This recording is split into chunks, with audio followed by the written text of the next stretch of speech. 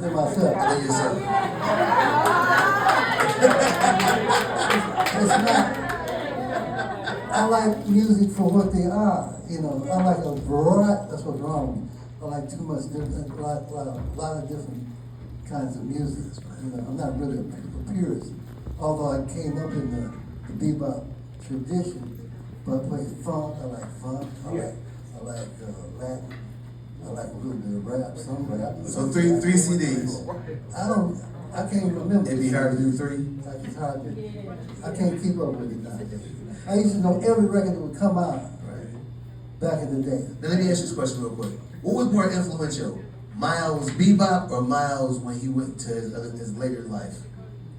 Well, Miles was a producer with a trumpet. He had a trumpet, he owned a trumpet. But he really wasn't, to me, he wasn't really a trumpet player like a Dizzy Gillespie or Freddie Hubbard or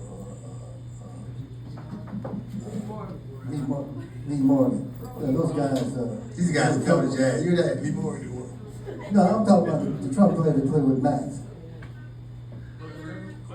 Clifford Brown. He wasn't like that, but he was a money maker.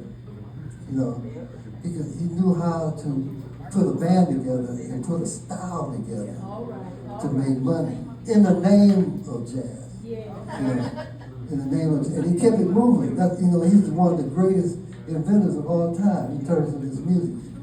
You know, he left Charlie Parker, and in the 50s he invented this style called the cool jazz. Cool jazz. Yeah, that made money.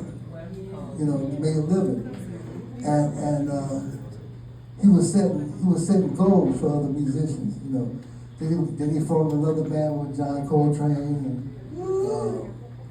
Ray Garland and Paul Chambers from Detroit and Philly Joe. You know, that was one group which sold a lot of records. He put that away, put that band in the closet. He moved to Herbie Hancock, Wayne Shorter and Ron Carter from Detroit, and Tony Williams. You know, that made money. Put that in the closet. You know, he went to some fusion stuff. You know, with Michael Henderson. Yeah, Michael. You know, Benny Maupin from Detroit, and Gary Bartz, and Dave Holland, and Chick Corea. Oh my God. You know, that was something. This is the 70s. Then he jumped up and did some real funk and really #1 sellers with Marcus Miller.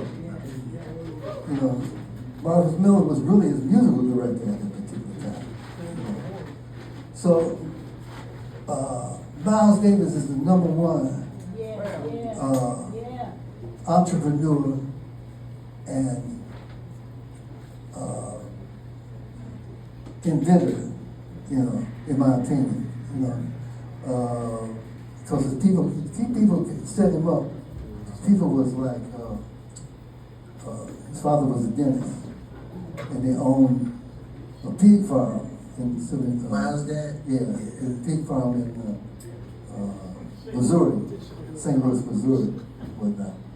You know, so he's all about trying to, and he would hang out with rock and roll musicians. He would hang out with rock managers and stuff like that.